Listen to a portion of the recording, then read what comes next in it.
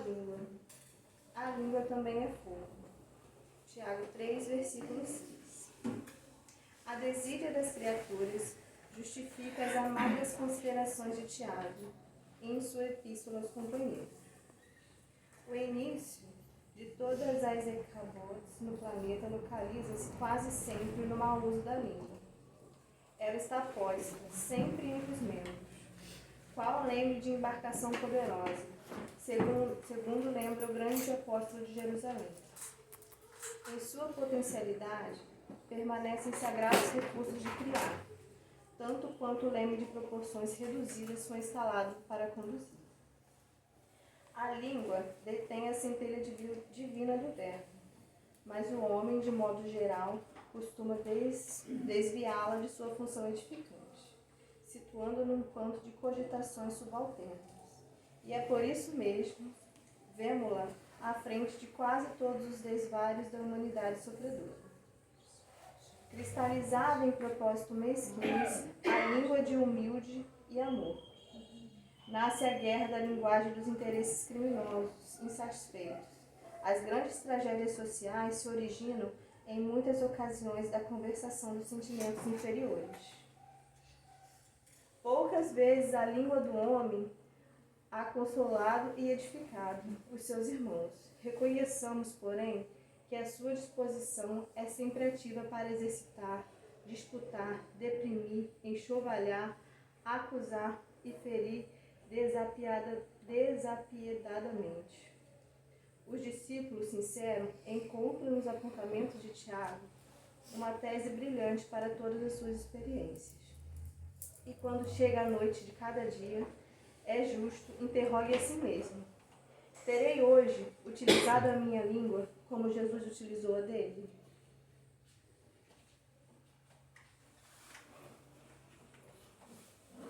Senhor Deus, Pai de amor, querido Jesus, Mestre e Guia, estamos aqui nessa noite reunidos, pedindo a permissão para a espiritualidade da casa para iniciar esse trabalho, para todos que vieram aqui, vieram colher algo, viemos aprender, que estejamos dispostos, de coração aberto, a ouvir a palavra que o nosso palestrante hoje vai passar para nós. Que possamos sair aqui com o nosso coração cheio, com a chama de cada dia ser melhor. Não melhor que o outro, melhor do que fomos ontem. Porque esse foi o caminho que Jesus nos ensinou. Que a gente possa sempre nos espelhar no nosso amado Mestre Jesus. Que assim seja. Graças a Deus. Agora a gente vai passar para o nosso palestrante da noite. Ele vai falar com a gente sobre a felicidade, a fórmula da felicidade. Boa palestra, tá?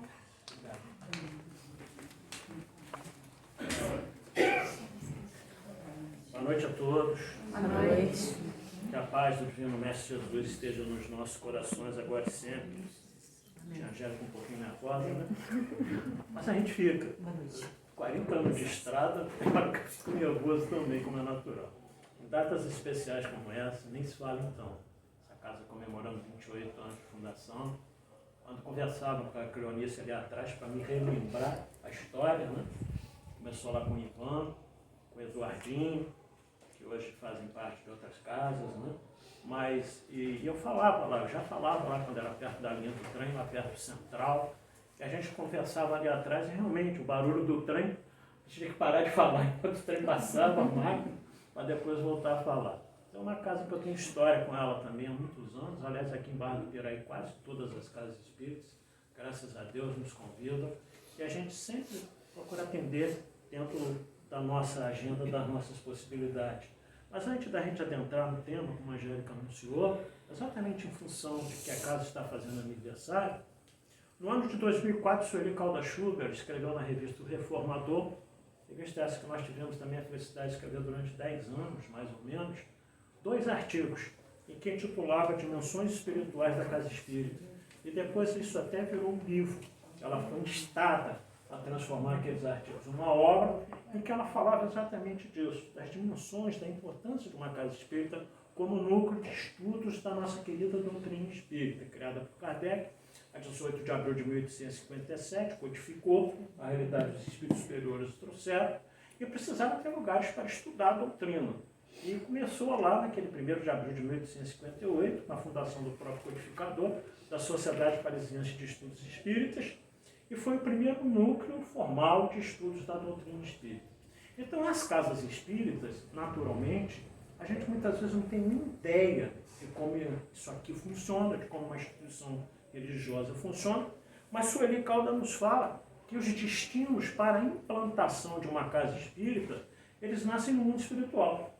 Antes do Ivan, do Eduardo, da Cleonice, que chegou um ano depois, estruturarem essa casa aqui, o mundo espiritual já estava pensando nesse núcleo há muito tempo. E são anos e anos mesmo que o mundo espiritual vem preparando para que materialize na Terra, no plano físico, a instituição.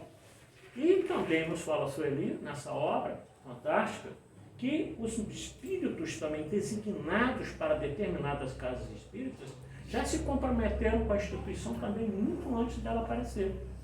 E nós temos espíritos responsáveis pelas palestras, espíritos responsáveis pelas reuniões mediúnicas, de tratamento espiritual, espíritos responsáveis pela assistência social, espiritual, tudo isso.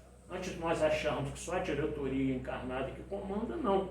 Tem todo um aparato da espiritualidade superior através do mentor da casa, obviamente com seus assessores também. Não está sozinho nessa empreitada. Então a gente queria fazer esse pequeno preâmbulo, porque Sueli Caldas também nos fala que nós, os encarnados, só temos a visão material da limitação do centro espírita das paredes, mas que isso aqui se alarga em todas as dimensões, para os lados, para o alto, e que há uma pleiade de espíritos também que não conseguem entrar aqui por uma proteção natural espiritual, para que eles não perturbem o ambiente do trabalho dos espíritas, mas eles estão sabendo tudo o que acontece aqui dentro. Por quê? Porque os arquitetos espirituais, está vendo, Alvan? Tem arquiteto no mundo espiritual, né? Quem sabe que você indo para lá, não agora, claro, né? Já fiz coisa que lá de você sonho também já, ué. vai trabalhar como arquiteto lá, né? Eles pegam e fazem um painel espiritual de tudo que está sendo falado aqui dentro e projetam ali fora para eles. Eles não entram, mas eles ficam sabendo tudo que está sendo tratado, o que os oradores falam, que os dirigentes de estudo fazem. Tudo isso está sendo, porque também serve de uma certa forma para o crescimento espiritual de todos eles. Então a dimensão, por isso que o título do livro dela é esse, Dimensões Espirituais do Centro Espírita, é muito maior do que a gente imagina. E nós, os encarnados, temos que fazer o quê? Preservar a pureza doutrinária da casa espírita. Preservar a instituição, para não deixar que certos modernismos que andam por aí adentrem a instituição e subvertam aquilo que nós temos mais puro, que são os ideais espíritas, da doutrina espírita. Porque vocês podem pensar assim, não acontece? Acontece muito mais do que a gente imagina. Há um livro intitulado Aconteceu na Casa Espírita, que nós vemos o trabalho da espiritualidade, o Espírito Mora, que vem trazer essa mensagem, o trabalho da espiritualidade para destruir as instituições. E é por isso que há muitas dissensões, é por isso que há discordância, é por isso que há briga entre diretorias, tudo isso promovido pelo mundo espiritual inferior, para não deixar que o núcleo espírita progrida. Então nós, que somos trabalhadores da casa, os frequentadores, temos que orar constantemente para a diretoria do centro espírita. Porque ser dirigente de casa espírita não é fácil, não. É por isso que a gente costuma brincar dizendo, é por isso que ninguém quer. O fulano está na presidência há tanto tempo, mas por quê? Ninguém quer. A verdade é essa. E eu, sinceramente, eu estudando as expiações da Terra, até recentemente eu falei na Semana Espírita de Volta Redonda, sobre o livro Céu e Inferno, em comemoração aos 160 anos do lançamento, e me coube falar sobre as expiações terrestres lá, a situação dos espíritos no mundo espiritual. E eu descobri uma expiação que eu confesso para você que com tantos anos de estudo eu não sabia. Uma expiação terrível na Terra, aqui encarnados, é a presidência de centro espírita. Outra expiação, né, Cleonice? Eu costumo brincar que antigamente eu tinha dúvidas se eu ia, ao desencarnar, para um umbral ou para o nosso lar. 6 anos na presidência do centro, eu tenho certeza que eu vou para o nosso lar. Porque o umbral eu já estou vivendo ali. Já estou passando pelo umbral como presidente do centro espírita. mandato termina agora em dezembro, a gente já preparou outro para substituir, que lá na casa a gente tem praxe, essa norma de a cada 2 mandatos a gente troca. Ainda bem que sempre aparece alguém disposto a assumir, mas não é fácil. Não é fácil porque cada um quer uma coisa, cada um pensa diferente. Presidente isso, presidente aquilo. Tinha um lá que eu chegava no centro e ele falava assim, presidente, diretoria, está faltando papel no banheiro, não sei o quê. Aí toda vez era aquilo, está faltando papel toalha, não sei o quê. Eu falei, eu vou nomear ele, diretor de material do cinema. Eu criei um cargo fictício. E falei, você a partir de agora, você é diretor de material do cinema. Acabou os problemas. Porque eu chegava, ele já tinha aberto a casa, falei, já botei papel no banheiro, já botei papel toalha. Né? Eu consegui diminuir bastante meus problemas, não dele é um carro que não existe. Tá? Fictício na estrutura do cinema. Mas por causa disso, então todas as pessoas o levam para a direção, para o presidente, mas não todos nós somos partícipes da Casa Espírita. Porque nós costumamos dizer, a Casa Espírita é a minha segunda casa. Como as pessoas, algumas tratam a segunda casa, eu não quero nem conhecer a primeira. Se tratam a segunda desse jeito, né? É melhor a gente nem conhecer a primeira. Então isso aqui não é obrigação só da direção da casa, é de todos nós. Que é bom chegar aqui e ter um salão arrumado, limpinho, os banheiros, mas a gente muitas vezes nem sabe quem faz. Então nós precisamos contribuir também, dar o nosso quinhão, a nossa parcela. O que eu posso ajudar? O que eu posso fazer para melhorar? Está precisando de alguma ajuda? Se não está, tudo bem, mas sempre nos oferecer. Bom, adentrando agora no tema, a gente queria lembrar que nós estamos num mês bastante crucial com relação à vida. Por isso que eu preferi, na noite de hoje, esse mês inteiro eu vou tratar sobre a alegria, sobre a felicidade, sobre a vida. Mas antes disso, fazendo um preâmbulo aqui, nós estamos no mês de setembro. Daqui a 8 dias, no dia 10 de setembro, nós vamos comemorar o Dia Mundial de Prevenção do Suicídio, pela Organização Mundial de Saúde. É uma pandemia, a Organização Mundial de Saúde hoje diz que nós estamos vivendo, na realidade, uma pandemia de suicídios no mundo. Por quê? É muito grave. Há várias questões que a gente poderia analisar, daria até um seminário, não dá para abordar tudo aqui, até porque a intenção nossa na noite de hoje não é só falar sobre isso, mas apenas abrindo para depois falar da felicidade, só para nós termos uma ideia, em 2024 criou-se um lema, se precisar, peça ajuda. E parece que esse lema vai ser o lema de 2025 também. Porque muitos de nós, às vezes, temos vergonha de pedir ajuda. Não está bem mentalmente, não está bem emocional, não está bem sentimental, e tem vergonha de colocar o seu problema para outras pessoas. Por isso existe o CVV, o número 188 no Brasil inteiro. Se você está se sentindo desamparado, está triste, está com pensamentos negativos, liga. É anônimo, não precisa se identificar.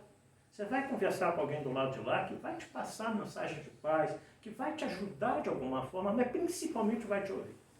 Porque a pessoa nesses estados, ela precisa de alguém que ouça aquilo que ela precisa dizer. É um desabafo.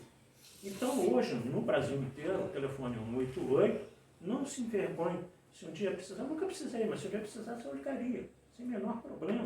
Né? Porque sempre é bom ouvir uma palavra confortadora.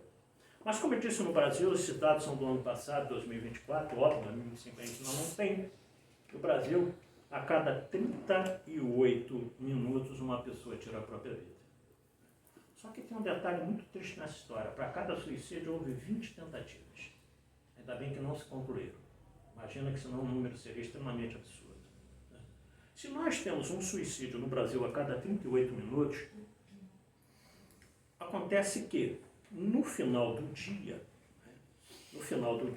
nós temos cerca de 1.260 suicídios no Brasil. Aproximadamente no ano, nós temos, não, eu errei o dado aqui, um a cada 37 minutos. Né? Então, no ano, aproximadamente 14 mil suicídios no Brasil. E aumentou sobremaneira entre os jovens de 15 a 29 anos. O que está havendo com a nossa juventude? Né? Tem jovens aí, você está enganjado num trabalho como esse, pensar em bobagem, assim, só pensa em tocar e aprender outras músicas e trazer para a gente essa alegria antes das palestras, antes do trabalho. Então o que está havendo com a nossa mocidade é isso, a nossa juventude está solta por aí, não busca nada. E aí estão entrando pela drogatização, pelo alcoolismo, pelo tabagismo, uma série de coisas, porque não tem morte. Eu não sei se eu já falei aqui em outra oportunidade, há 200 anos atrás, um escritor inglês chamado Thomas Hirsch, ele disse que a criatura humana perdeu o endereço de Deus. E ao perder o endereço de Deus, a criatura humana perdeu o endereço de si mesma. Como é natural. Toda vez que nós nos distanciamos de Deus, nós perdemos um rumo. Nós perdemos objetivo na vida. Nós perdemos algo que nos dê prazer. E as pessoas estão sofrendo muito de endonia. O que é endonia? É você perder a alegria de fazer coisas que te davam prazer. As pessoas estão assim. Poxa, mas você não gostava de ir ali? Você não gostava de bater uma conversa, bater um papo ali com fulano? Você não gostava de uma rodinha de amigos? Você não gostava de ir no centro espírita? Não, agora não quer saber mais de nada, você quer ficar em casa. Então as pessoas estão sofrendo disso. Endonia é o primeiro passo para uma depressão mais profunda. O mundo está vivendo de depressão. É uma doença silenciosa. Que ainda tem aqueles conceitos equivocados, atávicos de dizer, que depressão o quê? Falta de pegar uma trouxa de roupa e lavar no tanque, melhor. Não, é uma doença. É uma doença muito grave. Que só a psicologia e até a psiquiatria, às vezes, consegue realmente amenizar. Então as pessoas estão perdendo isso por quê? Porque perderam o caminho de Deus. E eu acrescento na fala de Thomas Hirsch, que eu sou um pouquinho ousado, eu costumo dizer que por quê?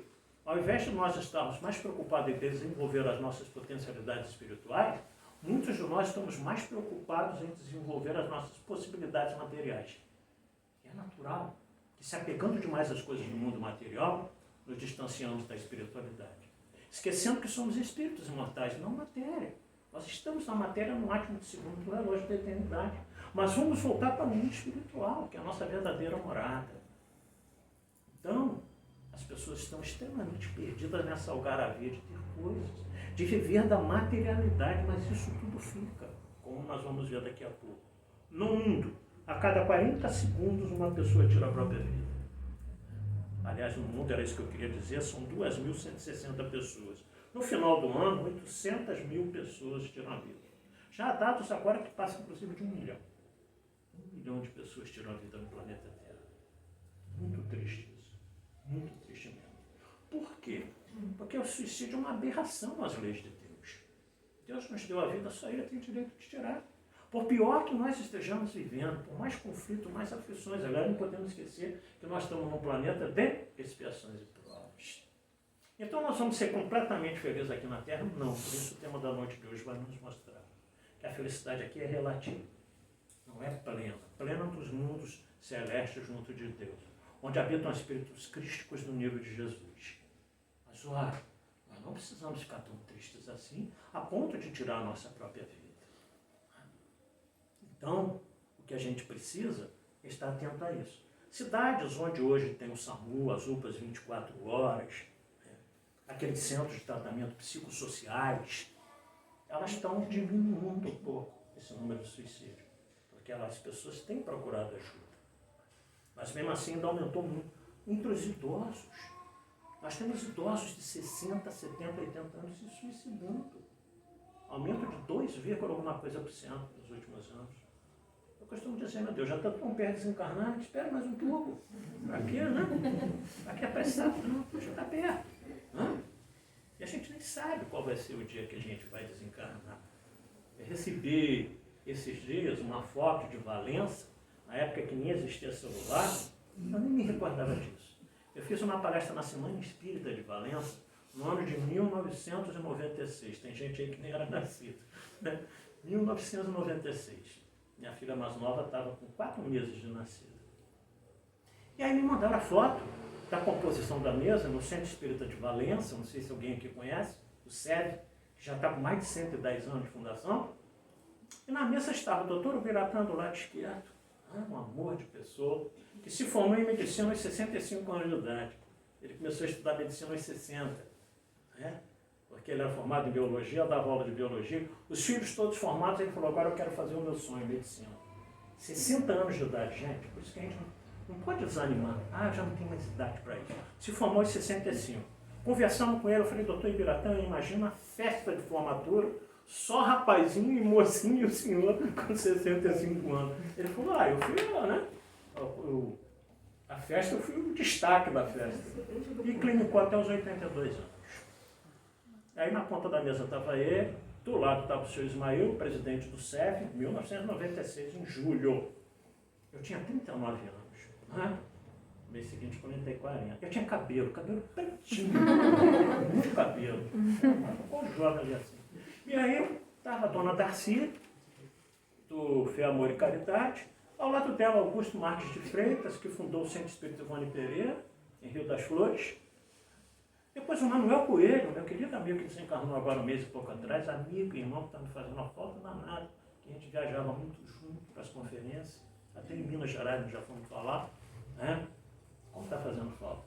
Do lado o seu Adjair e eu na ponta, concentradinho lá para falar, e na frente, tocando, a Adriana Coelho, a esposa do Manel, que também desencarnou de câncer, né, há muitos anos atrás.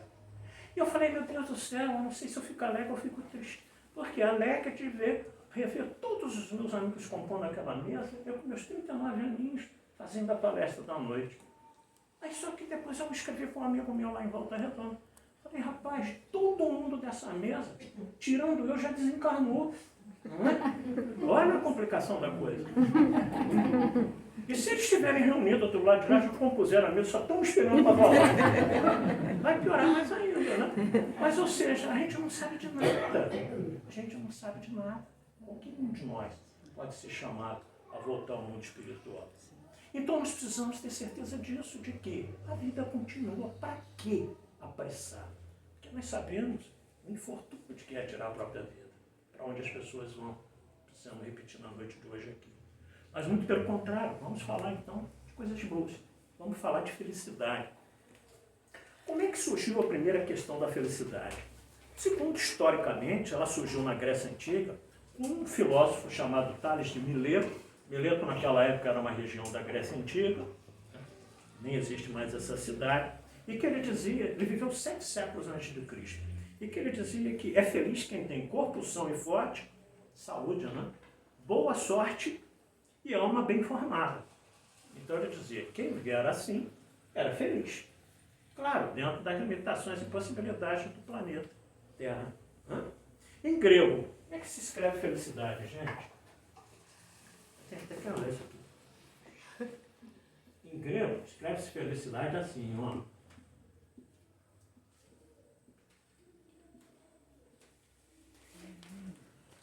O pessoal diz que a língua portuguesa é difícil. Como é que lê aquilo ali? Não é mole não, né? Pois é, o pessoal diz que a língua portuguesa é difícil. Então, em grego se escreve assim, a felicidade. E a definição de grego, felicidade se dizia eudaimonia, que quer dizer eu, pessoal, e daimon, que a gente trata como demônio, para os gregos não era um bom gênio. Então, a criatura feliz era o eudaimon, que era a pessoa que era bem, que tinha um bom gênio, que vivia bem. Ok? Kardec, no livro Evangelho segundo o Espiritismo, no capítulo 5, Bem-aventurados aflitos, dedica o item 20 todo a nos falar sobre a felicidade não é deste mundo.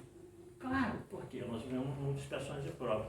E essa mensagem coube ao espírito chamado François Nicolas Madeleine Carlotti, bispo de Carlotti, cardeal de Morlotte, melhor dizendo, em Paris, no ano de 1863. E ele disse, as pessoas eu não sou feliz, a felicidade não foi feita para mim, exclama geralmente um homem. Com efeito, nem a riqueza, nem o poder, nem mesmo a florida juventude são condições essenciais da felicidade. Tudo isso é verdade. Neste mundo, por mais que se faça cada um, tem a sua parte de labor e de miséria, sua cota de sofrimento e decepções, donde facilmente se chega à conclusão de que a Terra é lugar de provas e expiações. Todos vocês sabem, eu já tenho falado aqui de outras vezes, nós estamos passando de uma condição de mundo de expiações e provas para um planeta de regeneração. Vai melhorar? Vai muito. Agora o detalhe é o seguinte, nós estamos nos preparando para ficarmos nessa Terra regenerada, porque Emmanuel, no livro Fonte Viva, capítulo Cristo em Nós, ele diz que planetas redimidos necessitam de almas redimidas. E que desde o aparecimento da Boa Nova, Jesus nos convida, insiste e apela para que a gente continue o seu Evangelho. Será que nós estamos fazendo isso? Como disse a página, Será que nós estamos realmente cuidando mais de nós, da nossa espiritualidade? Será que nós estamos pelo menos preocupados com isso? Mas essa mensagem aqui desse espírito, desse bicho, de Morlote, na realidade, eu tenho certeza que ele leu o livro de Eclesiastes no Antigo Testamento, que é atribuído ao rei Salomão, filho de Davi. Embora alguns exegetas que se aprofundam nos estudos das Escrituras, alguns disseram, isso aí parece que é atribuído a um tal de Coelete. Não é verdade isso. Porque no primeiro capítulo do livro de Eclesiastes está escrito lá assim: as palavras do mestre filho de Davi, rei em Jerusalém. Quem era o filho de Davi, rei de Jerusalém? Era Salomão. Então Salomão escreveu os chamados livros do Antigo Testamento sapienciais, que é o livro de Provérbios, tem alguma participação dele no livro de Salmos, no Eclesiastes, no livro de Provérbios. Então foi Salomão que escreveu. Salomão realmente era um rei genial. Só que no livro de Eclesiastes, por isso que Kardec coloca, e esse bispo faz um resumo do livro de Eclesiastes, é todo assim. O livro de Eclesiastes nos fala: os prazeres e as riquezas não dão felicidade. Capítulo 2 do livro de Eclesiastes. Resumo. Todo o capítulo 2 está falando que os prazeres no mundo não dão felicidade. Não é verdade? Porque, gente, o número de suicídios ele é maior em países mais adiantados, Japão, Estados Unidos, entre pessoas abastadas. Não é entre as pessoas pobres, mais pobres. Por que os ricos se matam? Porque perdem a vontade de viver. Na questão 943 do Livro dos Espíritos, quando Kardec pergunta aos nossos amigos espirituais, de onde nasce o desgosto da vida, que sem causas plausíveis se apodera de determinadas criaturas, os espíritos dão 3 respostas. O primeiro delas, efeito da saciedade. A pessoa tem tudo, perde a vontade de viver. Tudo que ela quer, o dinheiro compra. Não é gostoso chegar no final do mês, aí você recebe o pagamento, bota os carnês do lado, não vai dar para pagar. Não vai dar. É gostoso. Tem que fazer hora extra, tem que arrumar um outro emprego noturno, tem que fazer alguma coisa para conseguir botar. Meu Deus, estou no vermelho de novo, não é? Mas, aliás, eu recebi um videozinho dessa inteligência artificial, hoje está complicado, não é? Um nenenzinho, não sei se vocês viram, nasceu no hospital, né? Aí ele olha e fala: xiii, hospital público, nasci pobre de novo.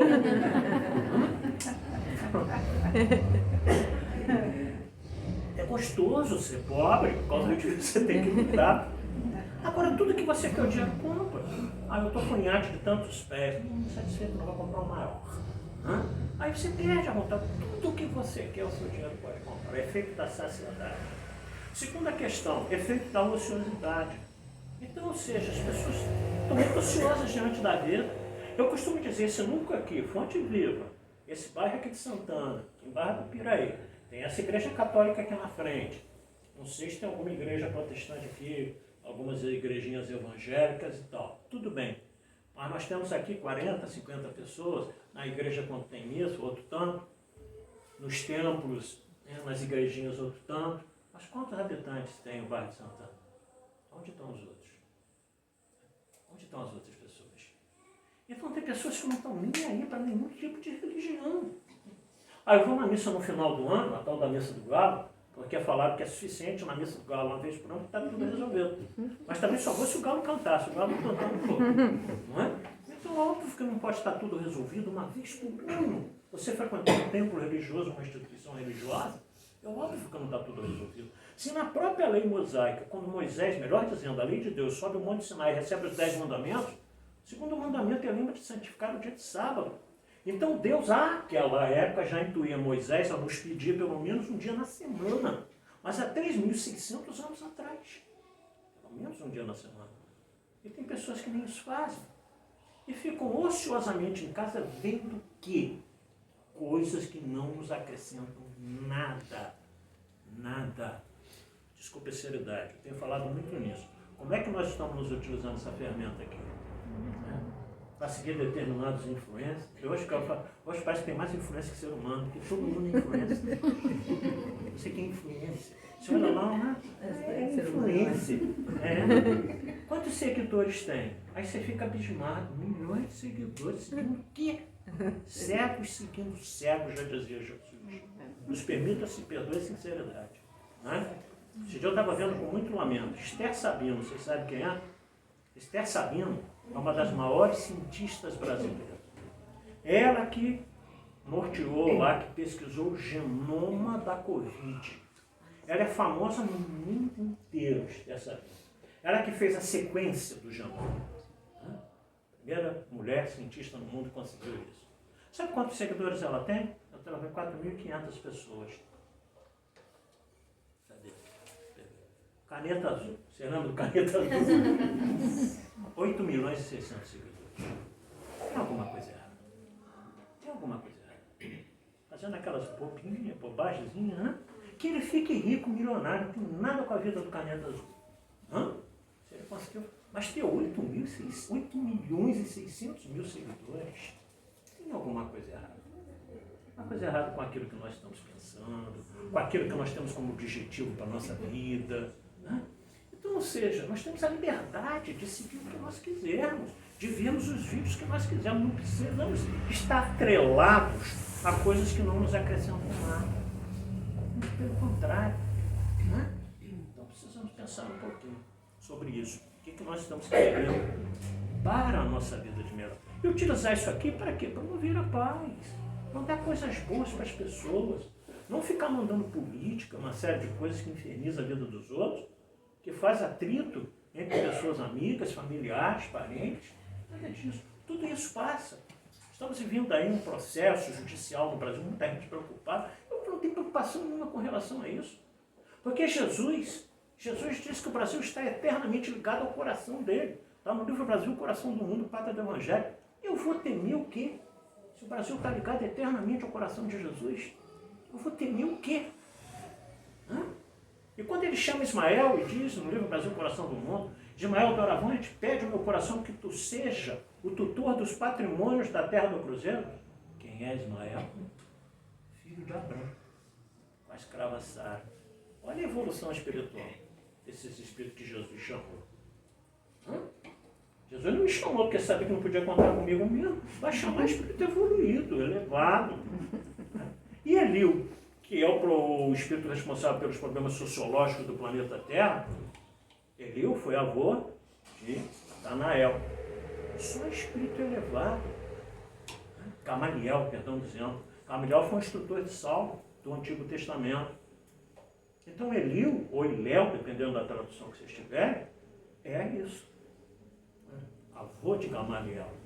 E aí Eliu diz para Jesus, eu estou preocupado com as injunções no Brasil. Aí Jesus fala para Eliu, ele afasta suas preocupações. A terra do cruzeiro está eternamente ligada ao meu coração. Sabe qual é a segunda frase? Para acalmar vocês com relação à política? Sabe qual é a segunda frase? Jesus diz assim, Eliu, as injunções políticas na terra do cruzeiro têm papel secundário. Jesus disse, não estou preocupado com isso. Estou preocupado com a implantação do meu evangelho. Para que no Brasil se torne, de fato, a pátria do cruzeiro, o coração do mundo. E lá, através do meu evangelho, as pessoas sejam fraternamente acolhidas.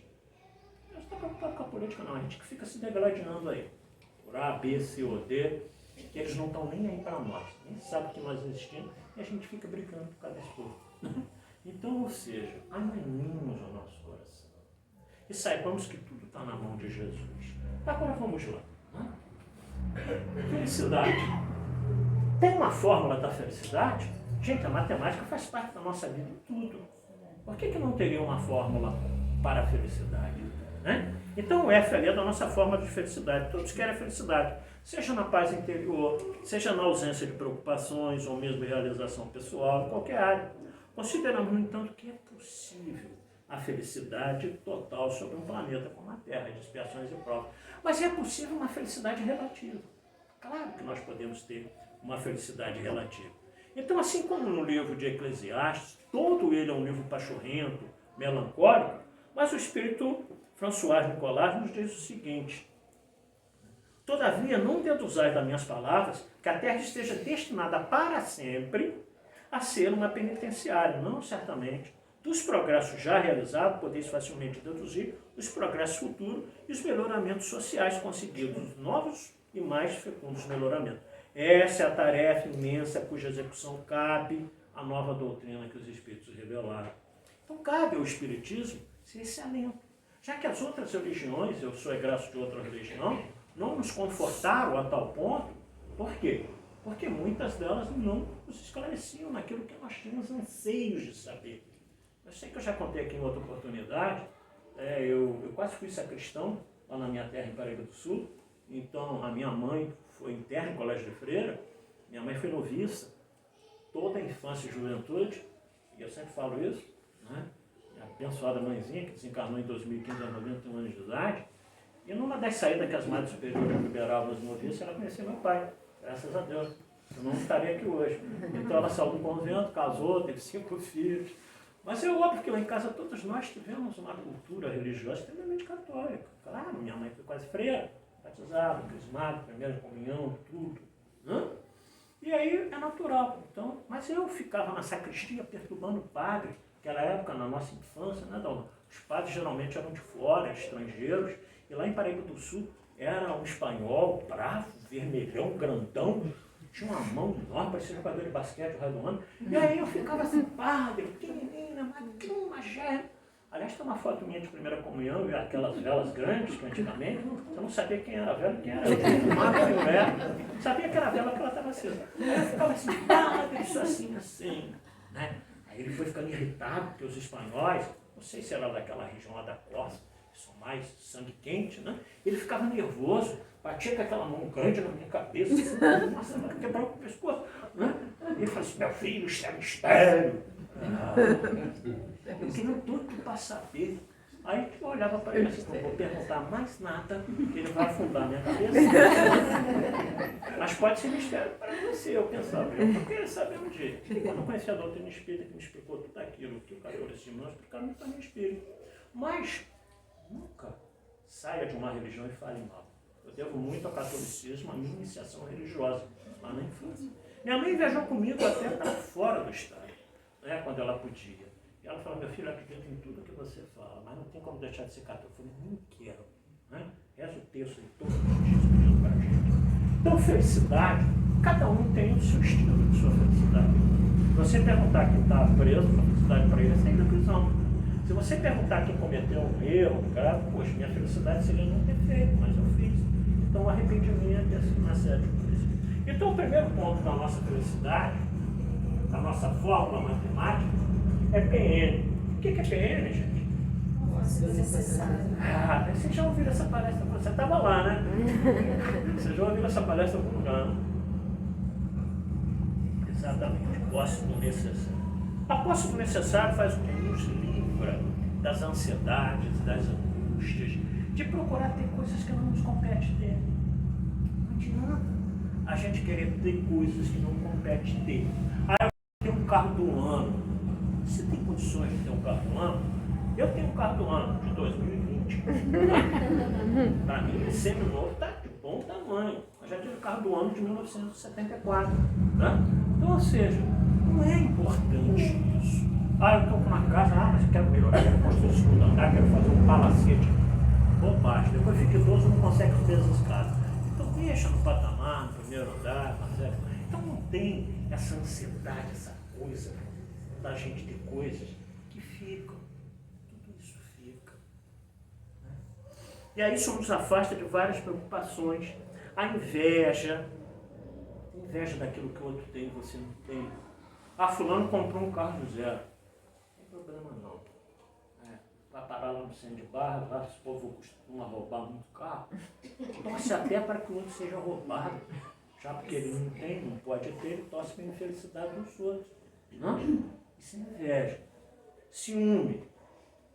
Ciúme é um tormento. Vocês lembram quando vocês tinham ciúme? Agora vocês não têm mais não é verdade? Ciúme é um tormento. Ciúme é uma doença. Que você começa a criar fantasmas, a colocar coisas. Você vê coisas onde não existe o tempo todo. Não vive em paz. Por isso que muitos relacionamentos acabam em função dessa insegurança. Né? Por quê? Porque nós queremos ter posse das outras pessoas. Ninguém é de ninguém. Nós estamos juntos, caminhando juntos. Ninguém é propriedade de ninguém. Tinha um casal de amigos lá em Paraíba do Sul que ela sempre falava, vai lá em casa, eu vou fazer um bolo para você.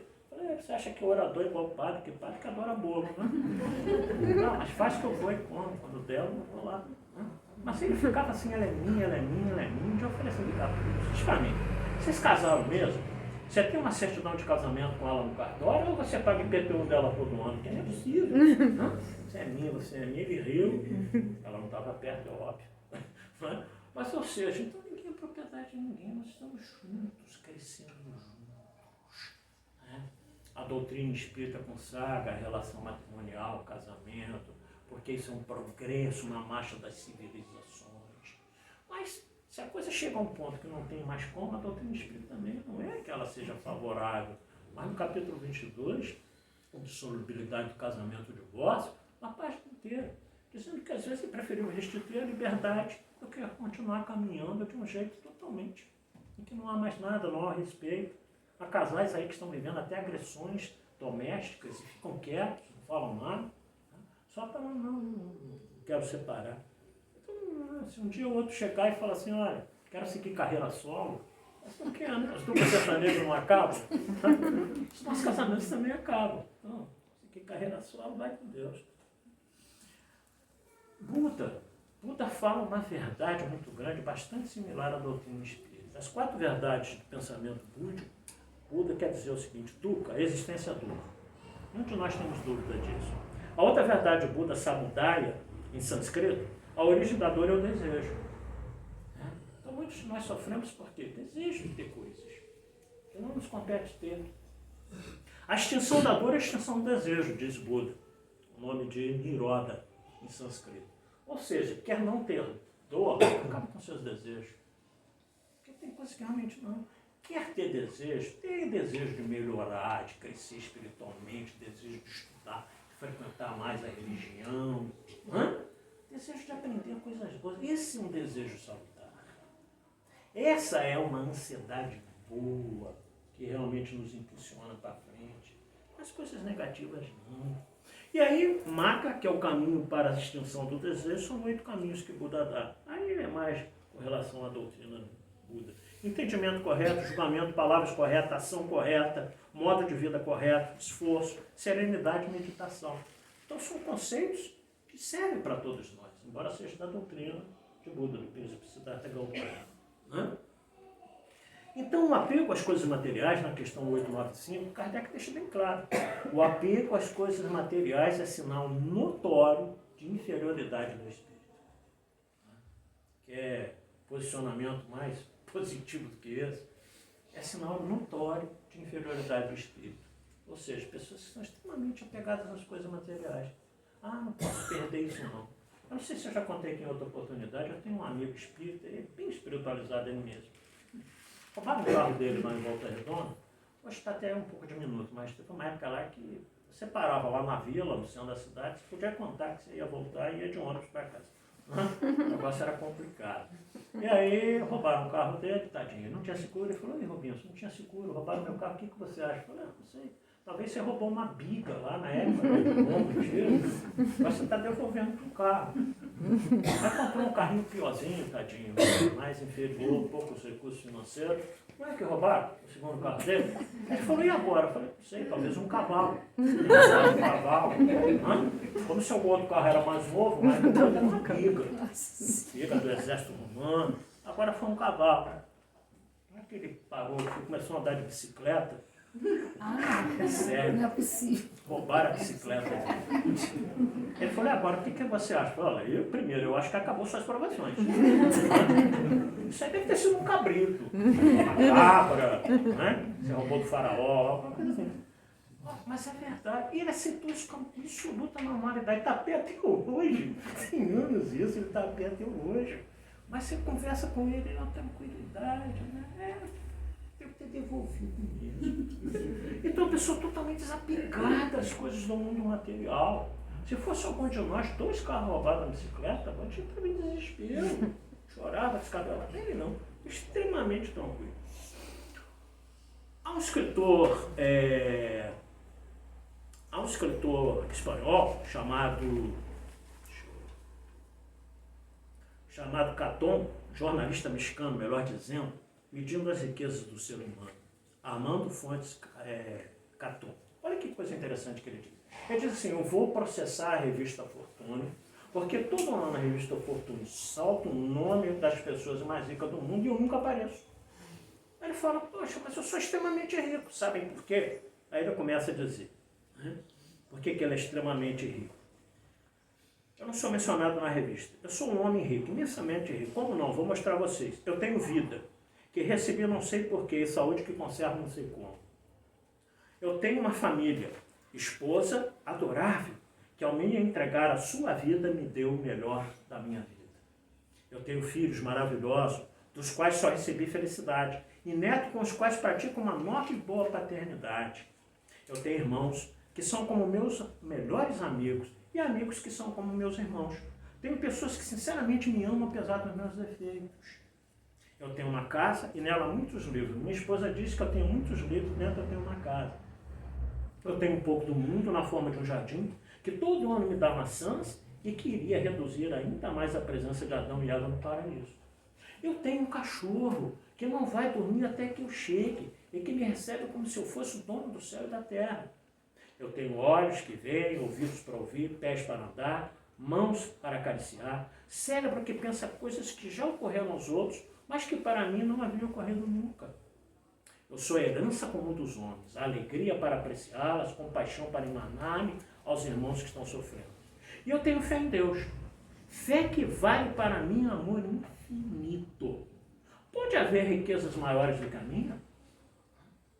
Por que então a revista Fortune não me colocou na lista dos homens mais ricos do planeta? E você, como considera? Rico ou pobre? E ele termina a mensagem dizendo, há pessoas pobres, mas tão pobres que a única coisa que elas possuem é dinheiro. Não é uma verdade? Tem pessoas extremamente ricas, mas pobres de conteúdo, pobres de vida. A nossa fórmula matemática sobre a felicidade é posse pelo necessário mais CP. Consciência tranquila. Assistiu essa palestra. Consciência tranquila. Consciência tranquila, por quê? Quem a tem vive, dorme sem pesar, consciência, desfruta dessa felicidade possível. Significa não causar dores e problemas a ninguém. E o ensino de Jesus em Mateus capítulo 7, versículo 12. Façais aos outros o que quereis que vos façam. Eu já vi essa frase dita ao contrário. Uma inação. Jesus disse, não façais aos outros o que não quereis que vos façam. Não. Porque Jesus não pregou uma inação. Não fazer aos outros dá a impressão que eu não preciso fazer nada. Basta que eu não faça mal. Jesus não quer isso não. Jesus quer uma ação nossa, a benefício do próximo. Por isso que ele diz, façais aos outros o que quereis que vos façam. Uma ação no bem, uma ação na caridade. Porque tem pessoas que vocês devem conhecer assim, não, eu não sou pessoa ruim não. Eu não faço mal para ninguém, mas também não faz o bem. Está fazendo mal a si mesmo, já diz a doutrina espírita. A questão do bem e do mal. Há um escritor que já desencarnou um tempo atrás, Cornélio Pires, escritor espírita. Ele gostava de escrever umas trovazinhas, né, rimadas. E ele gostava muito de ir nos velórios, andar dentro dos cemitérios na hora de enterrar o defunto conhecido dele, e ele ia lendo nos túmulos. Depois ele chegava em casa e escrevia uma trovinha. Aí, passando no cemitério lá no Rio de Janeiro, ele viu uma inscrição, uma trova, num túmulo lá, chegou em casa e escreveu uma trova. Do cidadão chamado João de Souza. Estava escrito assim no túmulo do João de Souza. Grande inscrição de lembrança, aí ele dizendo, grande inscrição de lembrança no túmulo de João de Souza. João de Souza escreveu no túmulo dele. Aqui finalmente descansa quem nunca fez outra coisa. Pelo menos, né? O João de Souza foi sincero. Né? Nunca fez nada na vida. Ainda estava descansando. Tem muita gente que pensa assim, nossa, mas não estou aguentando essa vida, é muito enfadonha, eu quero morrer para descansar. Vai e depois me conta. Porque no livro Pontos e Apolo, Pontos e Apolo, né? Tem uma historinha, deixa eu abrir aqui, vou fazer um resuminho dela. Vocês gostam de historinhas? Agora a gente tem isso aqui para não ficar abrindo o livro, né? No livro Pontos e Contos, melhor dizendo, Irmão X, psicografia de Chico Xavier, Morrer para Descansar. Resumindo a história, Sérgio Mafra era um trabalhador, igual muitos de vocês aqui. dentro do centro espírita. Fazia várias atividades, mas sempre triste, melancólico, pachorrento, sempre querendo, né, voltar para o mundo espiritual. E Ricardo, que era o mentor espiritual dele, ficava sempre dizendo para ele: Sérgio, calma, né? Não escuta, não é assim. Pensa que é. Ah, Ricardo, eu queria tanto estar do teu lado aí no mundo espiritual te ajudando. A vida é muito enfadonha, eu fico muito triste, é muito pesado, é um monte de problema. E o Ricardo sempre dizendo para ele: Sérgio, não é assim. Não pensa que é assim. Muito pelo contrário, aí você acorda tantas horas da manhã, tem um bom café da manhã, tem um papo com os familiares, você trabalha, você tem horas de lazer, de descanso, férias. Foi mostrando para ele uma série de coisas que a gente vive no dia a dia no mundo. Não, Ricardo, mas não, eu me sinto feliz, eu me sinto entristecido. Então eu queria ir para aí para poder te ajudar. O tempo todo falando no ouvido do mentor espiritual dele, que queria ir embora. Um dia ele pega um resfriado, um simples resfriado, negligencia, acaba desencarnando. Né? Não foi considerado um suicídio porque ele não quis se matar. Mas ele era tão melancólico, tão triste, que nós sabemos disso. A tristeza hoje, ela baixa a nossa imunidade. Né? Pessoas melancólicas, pachorrentes, depressivas, abaixa a imunidade. E aí adoece com muita facilidade. Tá? Então, se você quer ter um pouco mais de imunidade física, melhore o seu astral, como se diz no popular. Melhora a sua mentalização, pense sempre coisas boas. Claro que as doenças que estão programadas para nós para vir vão vir, a gente está num estado mais de felicidade, tranquilidade, porque está programado. Mas fora isso, não. A gente evita muitas moléstias. Se a gente tiver realmente um sentido assim de vida melhor, ter mais perspectivas, mais objetivos. As pessoas até brincam comigo: você não adoece, né, na sua idade? Eu não vou dizer quantos anos tem. Adivinha aí, se quiser. Eu falo assim: eu não tenho tempo para ficar doente, porque a minha vida é tão corrida, com tanta coisa para fazer, eu não tenho tempo. Mas uma hora ela vai me pegar, é natural, né? Só que aí quando ela vem em Barra, eu já fui para Valência. Ela vai atrás de mim em Valência, eu já vou ter para Volta Redonda. Aí ela vai em Volta Redonda, eu estou em Paraíba do Sul. Então eu não paro do longe, eu não me acho. Né? Mas é óbvio que um dia vai achar. Como é natural, tudo. Achou o Divaldo, achou meu amigo, Manuel Coelho. Então, claro, um dia ela vai achar tudo isso. Resumindo a história. Então, toda vez o Sérgio Mafra ansiava desencarnar. Acontece que ele desencarnou. Aí chega no mundo espiritual, né? Ricardo recebe ele com um abraço, falou: puxa vida, Sérgio, falei tanto que você não vi, né? Deixar a hora natural para você, porque essas atividades que você tinha lá na Terra eram tão tranquilas. Não, Ricardo, aí o Ricardo começou a levá-lo para as atividades do Ricardo. Aí o Sérgio começou a perceber que Ricardo mal tinha tempo. Tá vendo? Eu vou desanimar vocês. Um dia para o espiritual vai ser tranquilo. Vai não, né? Aí ele percebeu que Ricardo tinha muito pouco tempo para descanso durante o dia. Que Ricardo ia ao cemitério, Ricardo ia ao hospital, Ricardo ia nas instituições religiosas, Ricardo ia assistência nisso, assistência naquilo. Preenchido 24 horas do tempo do Ricardo com atividades. Ao final de 2 semanas, Sérgio disse para o Ricardo: amigo, eu não estou aguentando mais. Eu não estou aguentando mais. E aí o Ricardo, mentor espiritual, disse para ele: Sérgio, o que eu posso fazer? Eu te avisei. Agora, amigo, para que não te aconteça algo pior, vem comigo. Vambora, e arrastou ele para mais atividades. Né? Então, eu estou desanimando vocês, pensa que vai para lá, que vai descansar, não. O negócio não é bem assim, não. Né? Então, consciência tranquila é isso.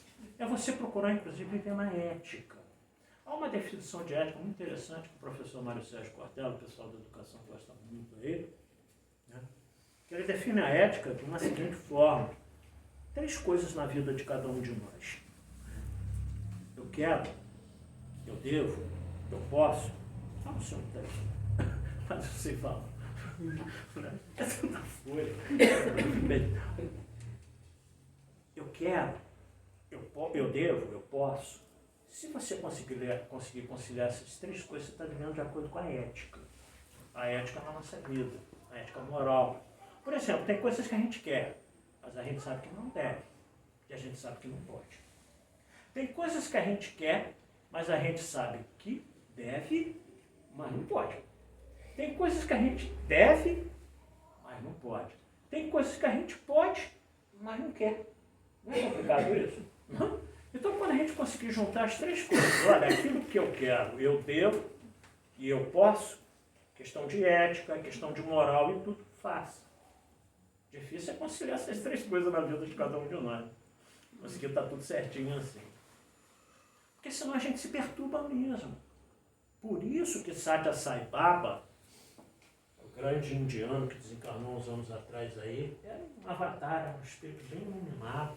Ele falou assim, as pessoas chegam para mim e dizem assim, eu quero paz. Aí Satya Sai Baba ensinava para as pessoas o seguinte, você quer paz? Tira o eu, que é o seu personalismo, que é o seu ego, né? Que são as suas coisas interiores. Esquece o seu eu. Tira o quero, que são os seus desejos que te perturbam de tudo quanto é jeito. O que sobra para você? A paz. Não? Então esqueça-se um pouco de si. Para com esses desejos insanos que muitas vezes nós temos e vive em paz. É o conceito da imperturbabilidade, que Zenão de Sítio, a Grécia Antiga, que viveu também 6 séculos antes de Jesus, né? Essa cidade de Sítio era na ilha grega lá, que também existe mais, na ilha de Chipre, mas Zenão de Sítio, que é considerado, inclusive, um grande filósofo da Grécia Antiga, ele dizia que a imperturbabilidade é que você realmente consiga viver dentro dessa ética, né? Extinção das paixões, aceitação resignada do destino. São as marcas fundamentais do homem sábio, o único apto a experimentar a verdadeira felicidade. Para experimentar a verdadeira felicidade aqui na Terra, nós precisamos um pouco mais de sabedoria. Então a teoria dele, que era o estoicismo, era a teoria da imperturbabilidade, em que você, mais ou menos o que diz Satya Sai Baba e o que diz a doutrina espírita, é a extirpação dos desejos, das paixões exacerbadas e a resignação mediante daquilo que está programado na vida de cada um de nós. É óbvio que muitos de nós aqui teríamos outros anseios, mas o que nos compete é estar do jeito que nós estamos. Ninguém está errado, nada na nossa vida está errado, nada na nossa vida está errado. Tudo está de acordo com aquilo que a gente mereça ou necessite passar. Como autores do nosso destino que somos, nós traçamos essa estrada que nós estamos nela. Não se iluda. Ah, Robinson, mas nessa vida eu não fiz nada para eu estar merecendo isso. Quer voltar a você? Nas outras? Melhor não. Melhor não.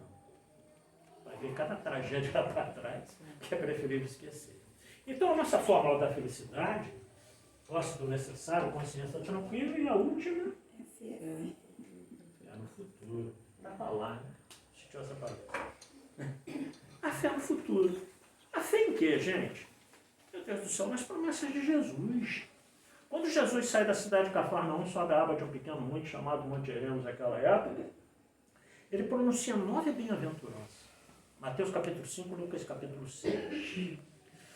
Mateus capítulo 5 eu prefiro, porque está muito bem separadinho. 5 bem-aventuranças que falam de comportamento, que nos conduzirão a Deus mais rápido, e 4 que falam de sofrimento, que bem vivenciado também nos levarão a Deus mais rápido.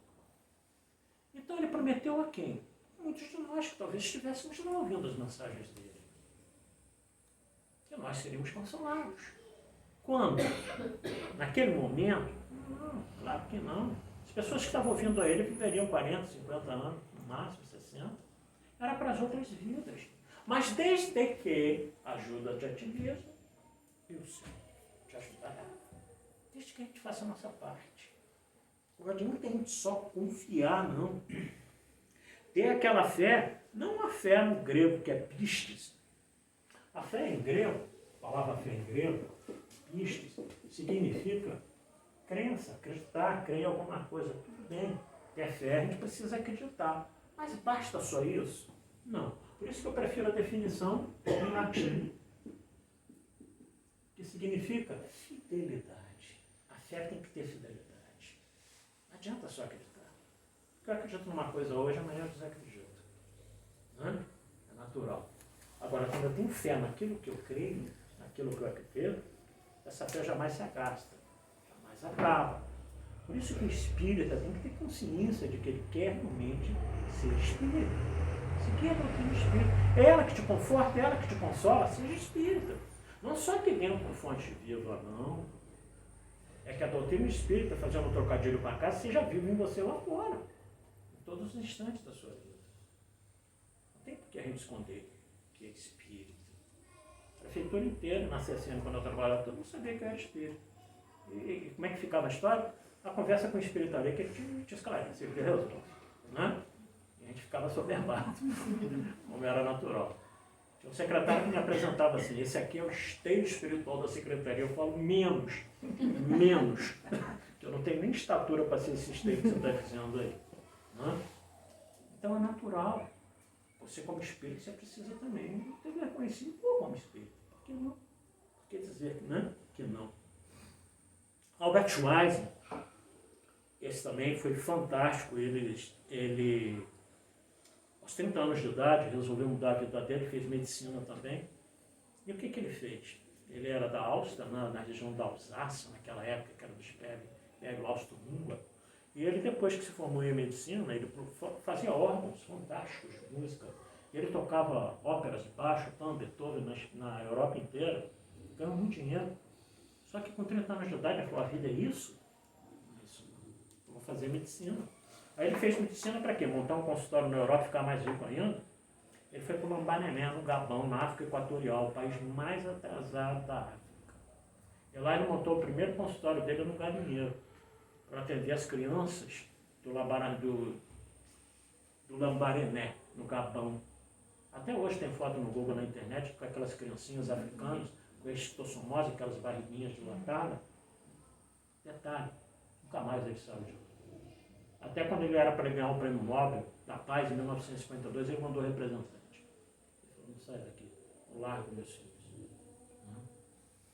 Então, casou com uma enfermeira depois, construiu um hospital, com vários voluntários que depois foram assessorar ele, e dedicou a vida inteira aos sofredores. Então, são pessoas que realmente fazem a diferença. Nós não temos essas grandes missões, não somos missionários. Nossa tarefa no dia a dia é ser melhor junto daqueles que estão junto de nós. Então, portanto, a posse do necessário, desprendimento das coisas materiais, caminhando para o nosso final. Consciência tranquila, não causar prejuízo a si mesmo e a ninguém. A ninguém, principalmente. Fé no futuro, calma, prudência, tolerância, confiança na vida. Esse momento que nós estamos vivendo, crucial de mudança do planeta. Determinação de objetivo. Reúne as condições da felicidade relativa que pode ser alcançada nessa vida. Eu inventei essa forma? Não. Vou dizer para vocês que eu copiei, né, de um artigo do Orson Petri Carrara, lá de Matão. E eu escrevi para ele na época, a gente se correspondia por e-mail, na época ainda não tinha WhatsApp, nada disso. Falei, Orson, eu peguei um artigo seu do Reformador e transformei numa palestra. Ele falou, Rabino, sem problema não, porque eu também peguei um artigo seu do Reformador e fiz uma palestra. Então ninguém vai processar ninguém, né? Está todo mundo aí usando o material do outro. Ele falou, Rabino, isso não é meu. Essa fórmula da felicidade é de Ayrton Pereira, que esteve aqui em Matão, na nossa casa espírita, que fez uma palestra com essa fórmula. Então a gente só vai esparramando, né? A natureza, dizia Lavoisier, nada se cria, nada se perde, tudo se transforma. Então a gente dá uma mexida na fala dos outros. Mas aonde é que o Ayrton Pereira tirou essa fórmula da felicidade? Dentro da doutrina espírita. Questão? 922 do Livro dos Espíritos. O que essa questão diz? Essa questão diz assim. A felicidade terrestre é relativa à posição de cada um. O que basta para a felicidade de um constitui a desgraça do outro. Não é verdade? O cidadão está desempregado. Aí ele ganhou um emprego de um salário mínimo. Está feliz, estava desempregado. Mas um grande empresário, um CEO de uma empresa, que ganhava 50 mil por mês, foi despedido. Agora ele só arruma para ganhar 5 mil. Vai ficar feliz com isso. Ganhava 50 mil, 80 mil, agora vai ganhar 5 mil, está triste. Então, olha a sabedoria de Kardec. Se o que basta para a felicidade de um constitui a desgraça do outro, haverá, contudo, alguma soma de felicidade comum a todos os homens? Resposta dos espíritos. Com relação à vida material, faça do necessário. Com relação à vida moral, consciência tranquila e fé no futuro. Então, a fórmula da felicidade está na questão 922 do Livro dos Espíritos. Que Deus abençoe esta casa, nos seus 28 anos, que continue assim, né? Muitos anos, de difundindo essa doutrina espírita maravilhosa e que a gente procure realmente viver um pouco mais na paz. Eu costumo sempre dizer por aí que hoje em dia eu prefiro muito mais do que ter paz do que ter razão. Né? Às vezes a gente entra em discussões aí que não levam a nada para ter razão, para provar que eu estou certo, isso é bobagem. O importante é a gente ter paz e viver em paz com todo mundo. Deus abençoe a todos vocês, essa casa, em especial minha amiga Cleonice, aí, tantos anos juntos. Os jovens vão tocar agora, né? Sim.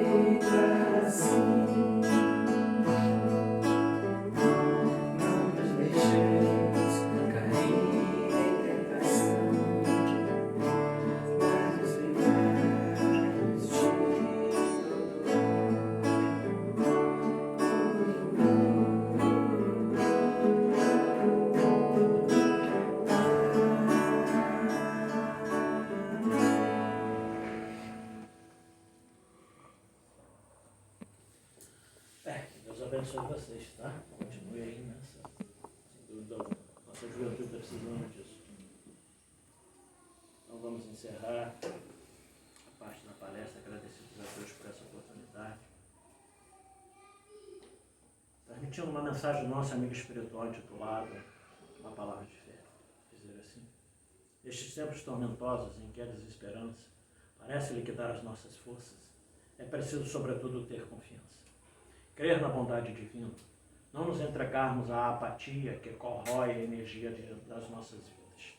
Busquemos a luz do amor, no Evangelho que o Senhor, por sua divina bondade, revelou-nos com simplicidade, mostrando-nos o caminho que há de levar-nos por entre as pedras e os espinhos, por entre as dores e os sofrimentos, a um lugar onde haja alento, no futuro da redenção que o Pai nos dará com a sua bênção, e que com a chama de imenso amor do nosso amado Salvador, que possamos ser fortes no presente da nossa vida e no futuro com a nossa morte.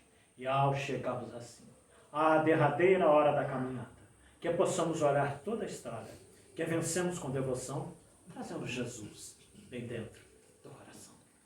Que Ele esteja no coração de todas vocês, agora e sempre. Muita paz. Que Deus os abençoe. Amém.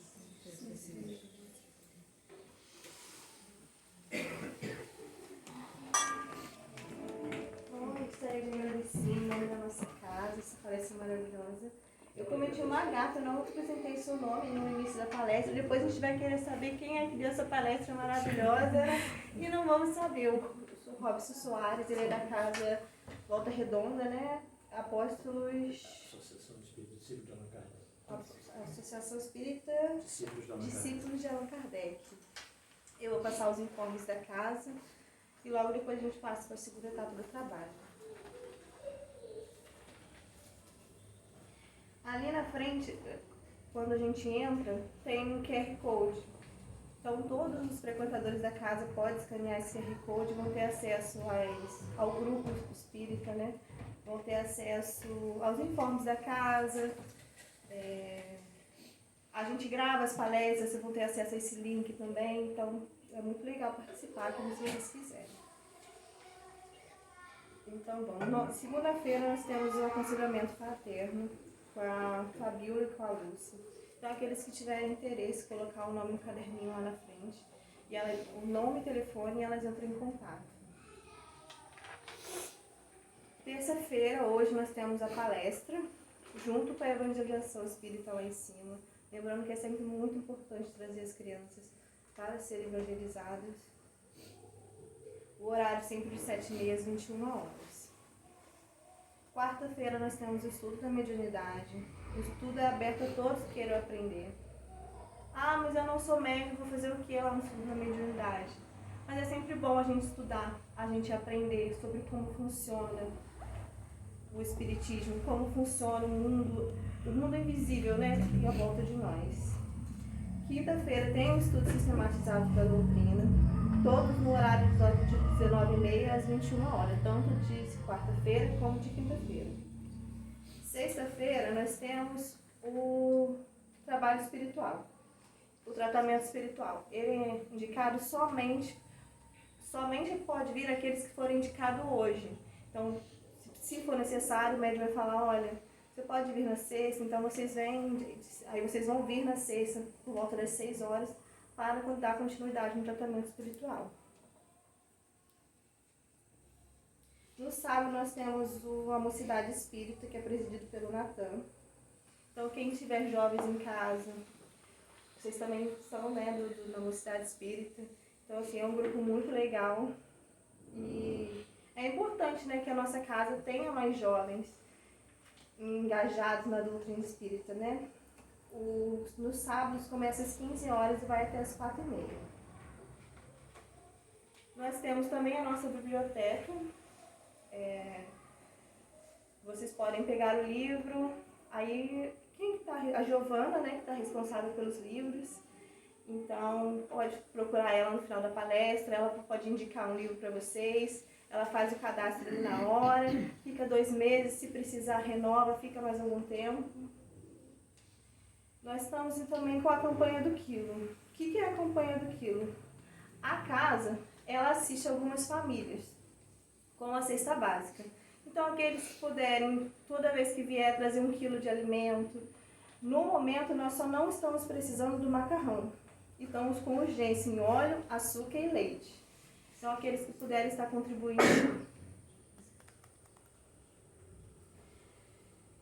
Quanto às vestimentas, eu acho que estão todos de acordo. Lembrando que quando a gente cobra as vestimentas, não estamos cobrando que as pessoas venham muito elegantes, roupas chiques. A gente cobra só que não vem com roupas decotadas, transparentes. E vamos anunciar o palestrante da próxima semana. Que será o Paulo Silva Rocha, do Centro de Barra do Piraí, do Grêmio Espírita, com o tema livre. Dado isso, a gente encerra a primeira parte do trabalho. Quem vai presidir e quem vai evangelizar.